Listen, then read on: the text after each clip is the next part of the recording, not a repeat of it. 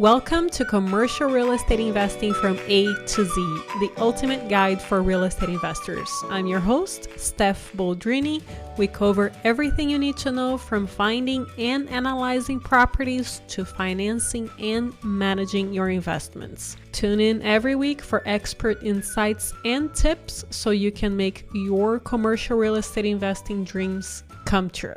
And in today's episode, we are covering what does a journey of raising $43 million in 1 year look like, how to overcome mistakes made early in your career, and what are some of the best practices that us syndicators may benefit from. We are chatting with Patrick Sutton, CEO of Invest on Mainstreet. We're actually splitting this interview into 2 episodes. Here we go. Patrick, thank you so much for joining us today. I'm really excited to have you here because you have amazing numbers. However, we're also going to talk about how it is a steady growth in real estate. It's not magic from 1 year to another. But first, why don't you tell us a little bit about you?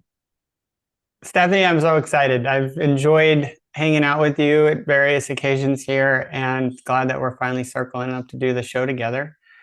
So I'm Patrick, CEO of Invest on Mainstreet, and we do passive investments in real estate and energy and some other assets.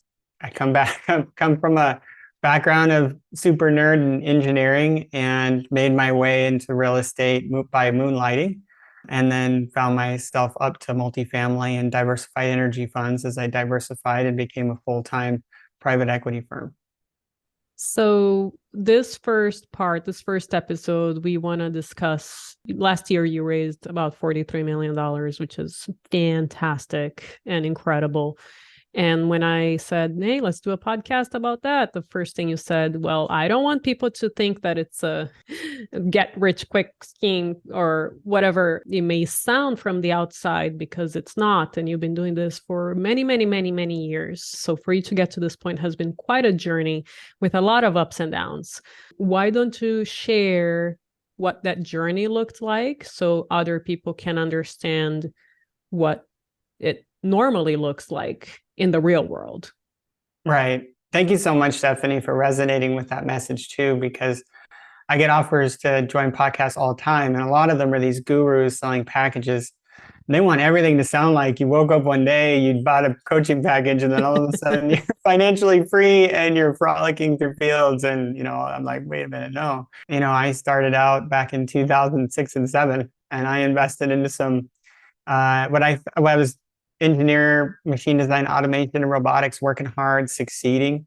I got some advice to get into some real estate, and I got into investments that I thought were going to double and triple my money every couple of years. And the 9-10 happened and I lost it all. I was personally guaranteed on pre-development residential and raked me over the coals really bad. But a lot of people got hit pretty hard. I think that one of the reasons why I'm successful today, I think, is because I failed early, failed young, and fast learned. and hard.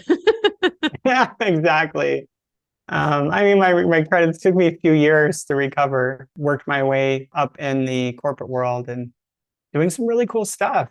I did medical devices, solar cells, EV vehicles, automation and robotics for one-of-a-kind things. It's pretty neat. And got a master's in engineering and business, but meanwhile, I knew I needed to get back into real estate.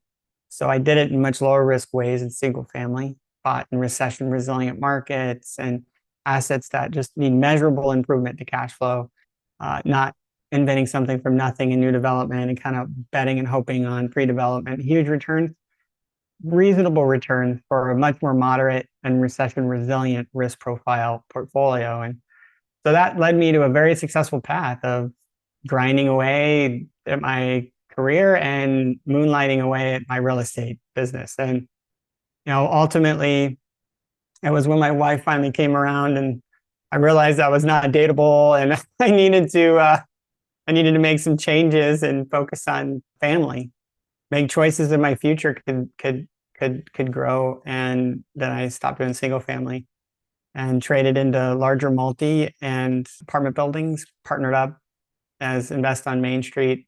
I started that to do large syndications around the growth markets and diversify into other recession resilient and non-correlated assets like energy, where you can build safer portfolios. And so that's kind of what we're doing today. We've got some other stuff going on. Let's talk a little bit about why did you decide to sign on some loans back in 2006, and how would you do it differently today? Well, so single family in my mind it's the problem, not the solution. All the gurus are saying go flip some houses, wholesale some houses, buy some stuff, and get an Airbnb, get a home rental.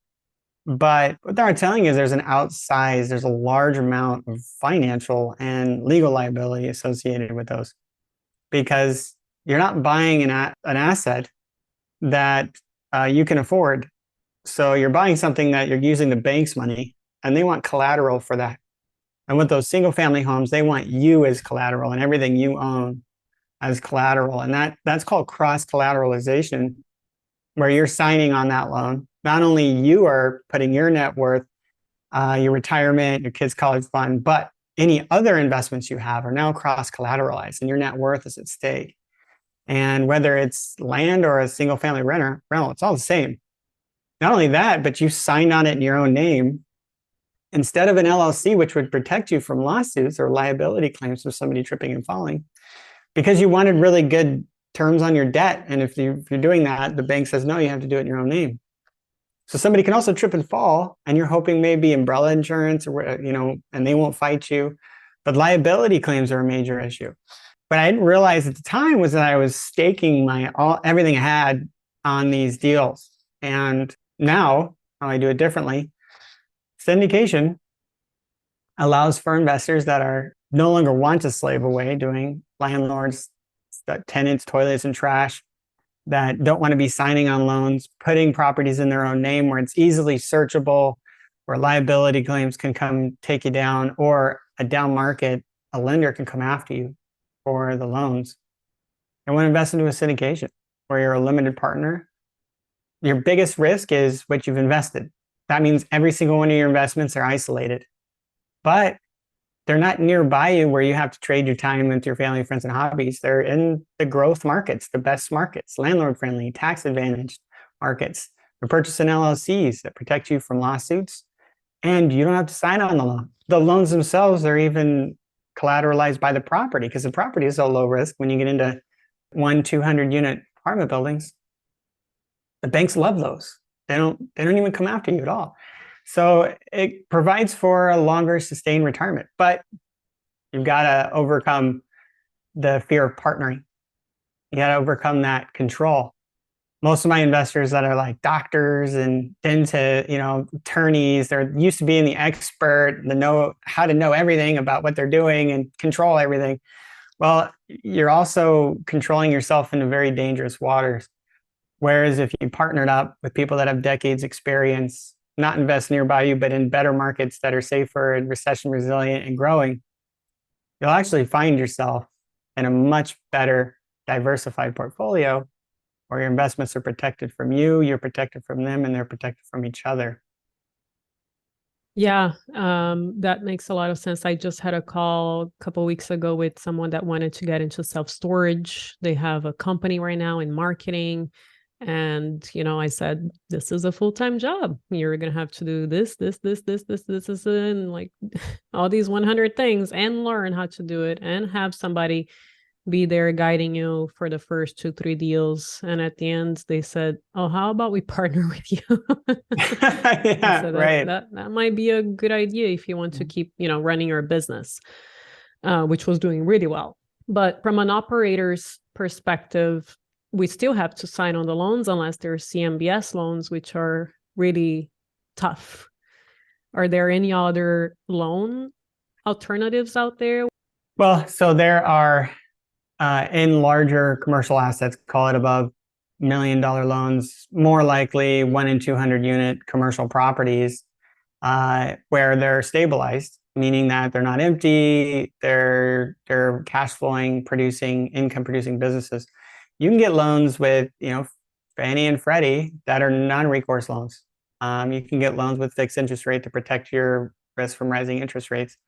And of course, if you do something fraudulent, then they can still come after you because even a non-recourse loan becomes recourse if you're a bad actor. But in those loans, for the passive investor, you're not signing. As an operator, I am, but Right.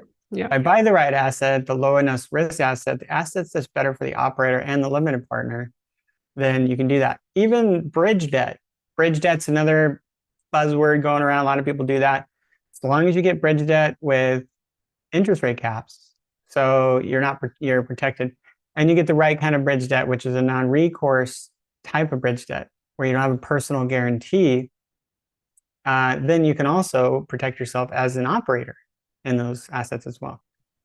So let's move from '06 to now. What was the process of ending last year, raising that much money, and what were some of the best practices that some other syndicators may actually benefit from?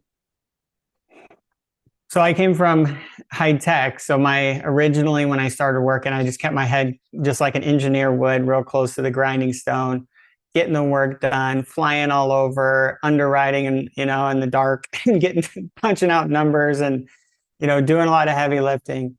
It was back in 2019 or early 2020 when I was advised, hey, look, you're doing this the hard way. You've got a network of investors, colleagues that you've built a 15-year relationship with from high tech, but there's a lot of other investors out there. And until you get your name out there, until you be more vulnerable and you tell your story and you get up out of your hermit hole and out from underneath your rock, and you do these podcasts with Stephanie, right? Then nobody's going to know your story. You're not going to be as relatable. People aren't going to be drawn to what you're doing. And so I wrote a book. I got a chapter in a book, Amazon #1 bestseller. I'm happy to offer it to your listeners. I write for Forbes now. I've got a bunch of articles on investing in commercial real estate, a lot of educational stuff about the trials and tribulations I had, and trying to share that message because the gurus are not telling you this. And certainly your financial planners are not educating on alternative assets. And as I kind of went through all that, and I started speaking on stages. I'm speaking at MFIN on alternative investments coming up. I've done on economics and wealth building strategies. You start to build, people start to relate to your story. And, honestly, I would love to educate and increase the financial IQ of America and help get people into accelerated retirements that are safer and ones that leave a legacy. And people resonate with that story. And I think they've been attracted to it. We have a great platform on our website, investonmainstreet.com. And it shows, I think, in the amount of people that have come over and said, hey, look, let's take a look at what you got. I'm interested. And we're very happy with the results. And I have to say, from the interactions that I had with you, not only all of this, but you are a professional. You pick up the phone, even though, it might be the weekend or New Year's Day. So it's not like, oh, we're just going to do this and things are just going to come our way. You're still really hustling. And as far as our conversation went, you're still like taking several calls throughout the days. And you automated your business. Is like it's a business. You're not just going to a conference and giving a speech here and there and writing articles once a week for Forbes, right? Yeah, it is a business, and I think perhaps the automation background comes into it, but I've always been a relationship guy, and I think that's why I've been successful more so than automations. I love talking to investors. I'll do everything I can, get you pointed in the right direction, regardless of whether or not you're a good investor for us and we're a good investor for you. And I value that relationship. And so I'm still in the trenches. A lot of other syndicators have passed on the phone duty to others. And I certainly have people that, people opt in for our content, people that make the first contact and help do appointment scheduling, but they land those meetings on my calendar. I'm happy to build those relationships and do what I can to contribute. That's awesome. We will continue this interview next week and cover a couple of different topics. I will be speaking on self-storage investing at the Women's Real Estate Investment Summit in Orlando on March 8th. The link to the conference will be under show notes. It's an amazing conference. I was there last year as a guest and I got a ton of value from it, a ton of amazing connections. And I hope I will meet a lot of you in person. I'm really looking forward to that. And I will see you next time.